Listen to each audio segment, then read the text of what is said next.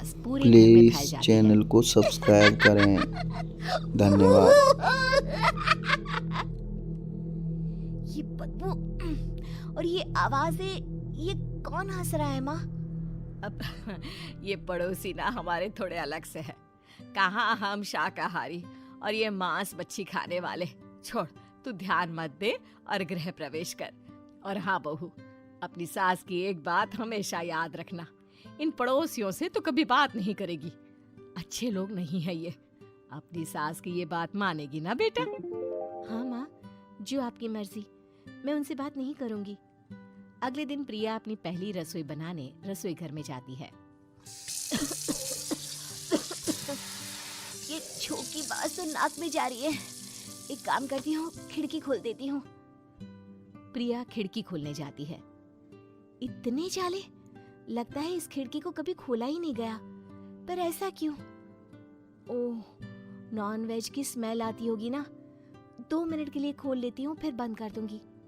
प्रिया खिड़की खोलती है। खिड़की खोलते ही उसकी नजर सामने वाले घर की खिड़की पर पड़ती है, जहाँ एक लड़की खड़ी होती है। हाथों में मेहंदी, लाल रंग की साड़ी, बिल्कुल सजी धजी, मानो प्रिया की तरह ही वो भी नई नवेली बहू हो। वो प्रिया को देखकर मुस्कुराती है। हे भगवान, माँ ने तो इनसे बात करने को मना किया था। प्रिया फौरन ही खिड़की बंद कर देती है और तवे पर चढ़े रोटी की ओर देखने लगती है, पर वहाँ रोटी न होकर मछली पड़ी होती है। ये क्या? पहली ही रसोई में इतनी बड़ी गलती! हे भगवान, अब मैं क्या करूं? प्रिया बहुत डर जाती है और फौरन रसोई की सफाई करने और फिर सभी के लिए खाना बनाने लग जाती है। जब वो सबको खाना परोसती है, सब तो ठीक है, मैं बेकार में चिंता कर रही थी। हे भगवान, ऐसे ही बस अपनी कृपा बनाए रखना। रात के वक्त जब सब सो रहे होते हैं, तब प्रिया को पायल की आवाज सुनाई देती है, जिससे उसकी आंख खुल जाती है। ये पायल की आवाज कहाँ से आ रही है? प्रिया उठकर उस आवाज के पीछे छत की सीढ़ियों तक जाती है। तभी उसे बच्चे के रोने की आवाज आती है। प्रिया छत पर जाती है तो क्या देखती है? वही लाल साड़ी वाली लड़की अपनी गोद में एक नवजात बच्चे को घुमा घुमा कर सुला रही है। तभी प्रिया की नजर उसके पेट पर पड़ती है।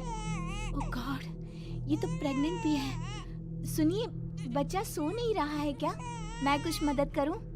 नहीं नहीं, आपके घर वालों को अच्छा नहीं लगेगा, मैं संभाल लूंगी। स्नेहा की गोद से बच्चा हाथ मारकर प्रिया की गोद में आने को छटपटाने लगता है। दोनों घर अगल बगल में बने होने के कारण प्रिया उस बच्चे को गोद में ले लेती है। प्रिया के पास आते ही वो सो जाता है। बच्चे का वो स्पर्श रात भर प्रिया भूल नहीं पाती और अगली सुबह वो छत पर कपड़े सुखा रही होती है। तभी उसे एक औरत इशारा करके बुलाती है। स्नेहा कह रही थी बाबू तुम्हारी गोद में आते ही सो गया। मैं गौरी, स्नेहा की माँ हूँ। बहू, घर आना, बाबू को खिला भी लेना। शाम को जब घर पर कोई नहीं रहता, बच्चे से मिलने के लिए प्रिया छिपकर अपनी पड़ोसन के घर चली जाती है और कुछ देर बच्चे को खिलाकर वापस लौट आती है। इसके कुछ दिन बाद ही प्रिया को पता चलता है कि वो माँ बनने वाली है। ममता की खुशी का ठिकाना नहीं रहता।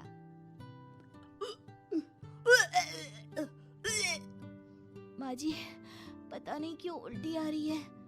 प्रिया भागती हुई वॉशरूम में जाती है तो हरे और लाल रंग की उल्टी करती है। उस उल्टी में से कीड़े निकलते हैं। ये क्या? खून और ये कीड़े! माँ! माँ! प्रिया की आवाज सुनकर ममता दौड़ कर आती है, पर बेसिन में कुछ नहीं होता। प्रिया हक्की बक्की रह जाती है। ये सब क्या हो रहा है? प्रिया घबरा जाती है और अपने कमरे में जाकर सो जाती है। डर के कारण वो इतनी थक जाती है कि उसकी आंख लग जाती है। तब उसे ऐसा लगता है उसके पेट पर मानो कोई बैठा हुआ हो। कौन हो? प्रिया के पेट पर एक 5 महीने की बच्ची बैठी हुई थी, जो बुरी तरह जली हुई थी। माँ, तुम ही मुझे लाई ना अपने पेट में? मैं तुम्हारी माँ नहीं हूँ। कौन हो तुम? माँ, देखो मैं जल गई बुरी तरह से। 6 महीने पेट में रहने को भी मुझे नहीं मिला। सहला दो ना माँ।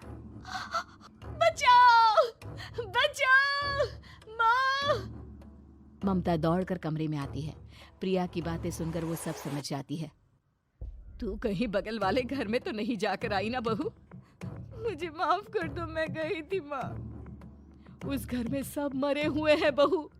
कई साल पहले स्नेहा उस घर में बहू बनकर आई थी।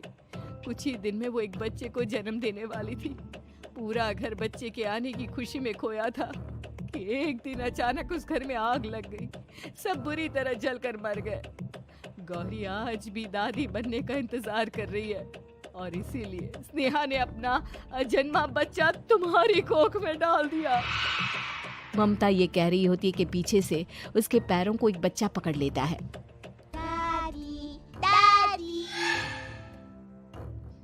माँ, स्नेहा की गोद में यही बच्चा था। ये बच्चा कौन है फिर? तेरी मौत है। तेरी भी दादी। जिस चीज का ममता को डर था वही हो गया। ममता निवास के ऊपर मौत ने चादर बिछा दी थी। प्रिया का पेट ऐसे बढ़ जाता है मानो 9 महीने का हो। 2 हाथ उसके पेट से बाहर निकलते हैं। बहू, संतोष को फोन कर, किसी पंडित जी को बुला बहू। प्रिया का पति भागता हुआ घर आता है। ये तो होना ही था माँ।